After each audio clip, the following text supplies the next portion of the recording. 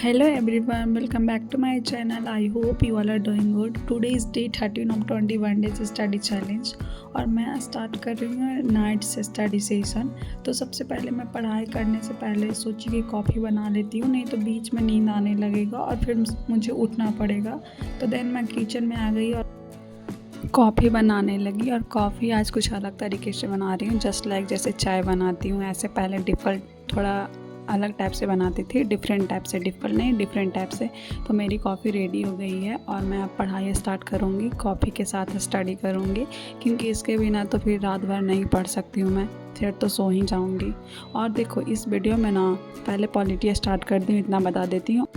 Polity में पहले revision कर रही हूँ, देन मैं क्लास करूँगी। और इसे रिवीजन करने में तो 30-40 मिनट्स लगेंगे ही, क्योंकि 3-4 लेक्चर का मुझे रिवीजन करना है। तो जो इम्पॉर्टेंट है उसको हाईलाइट कर लेती हूँ और देन मैं बात आती हूँ मेन पॉइंट पे। सबसे बड़ा मुद्दा बोल सकते हैं आप लोग कि कंसिस्टेंसी। आप लोग सभी लोग कमेंट कर रहे हैं कि कंसिस्टेंसी कैसे बनाए रखें।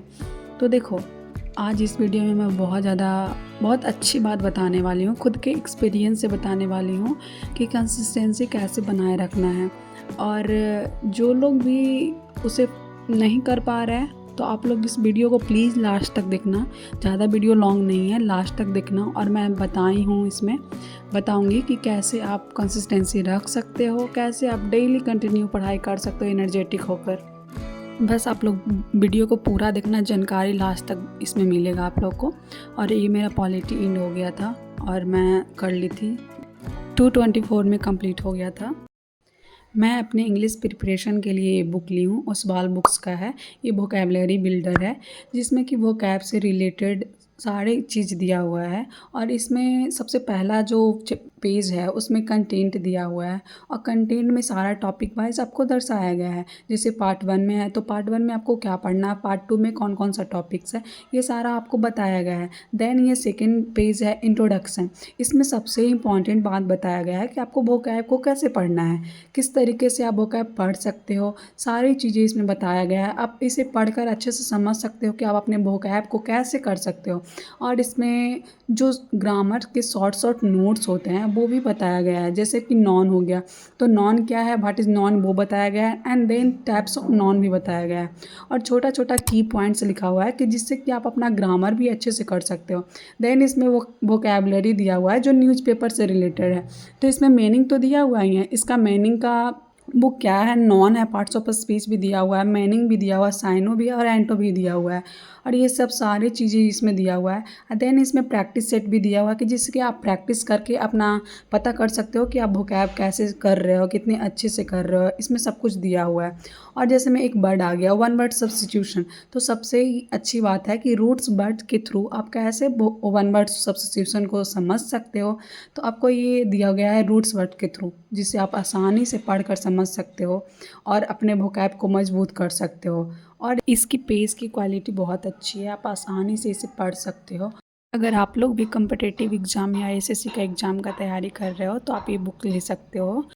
एंड आल्सो मेरा कूपन कोड यूज कर सकते हो SNEH10, जिसके थ्रू आपको 50% डिस्काउंट मिलेगा और अपनी तैयारी को बूस्ट कर सकते हो। देखो मैं वोकैब कर ली थी, मेरा फ़ोन चार्ज नहीं था जिसकी वजह से मैं रिकॉर्ड नहीं कर पाई थी। और अब रीजनिंग कर रही हूँ और बाकी क्या क्या पढ़ी हूँ वो आप वीडियो में देख लेना। लेकिन जो मेन पॉइंट है कंसिस्टेंसी, उस पर बात करती हूँ मैं। तो मेरा 1 डे से बहुत ज़्यादा पेट पेन हो रहा है, जो हर मंथ प्रॉब्लम होता है। और मैं इसमें 2-3 दिन तक कुछ कर नहीं पाती हूँ, ठीक है। इतना ज़्यादा ओवर पेन होता है और सब गर्ल्स समझ सकते हैं, सबके साथ होता है। और जो भी बॉयज़ हैं वो भी समझ सकते हैं क्योंकि उनके घर में भी सबके साथ होता होगा। तो क्या है ना कि मेरा इतना पेन होता है कि मैं कुछ नहीं करती थी।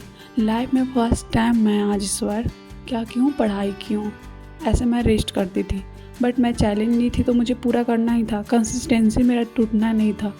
मैं टारगेट तो बना ली थी, लेकिन क्या, टारगेट बना ली थी तो मैं दिन भर दर्द से लेटी थी बेड पे। देन मैं रात में भी दर्द दे रहा था, बट मैं सोची रात में पढ़ाई कर लेती हूँ, इसलिए मैं रात में स्टार्ट की। तो जब इतना पेन में मैं पढ़ सकती हूँ तो आप लोग भी पढ़ सकते हो। और देखो कंसिस्टेंसी होने के लिए ना आपका मकसद सही होना चाहिए कि मुझे ये चीज़ करना ही है। और मैंने बहुत सारी गलतियाँ की है जिससे कि मुझे सीख मिला है कि हाँ अब मैं अगर वो गलती की तो लाइफ में कुछ नहीं कर सकती हूँ। और मैं बहुत साल बर्बाद की हूँ, और क्यों की हूँ ये नहीं बता सकती हूँ अभी, मैं आपको बाद में ही बता सकती हूँ ये चीज़ें, क्योंकि अभी उसको बताने का कोई फ़ायदा नहीं है।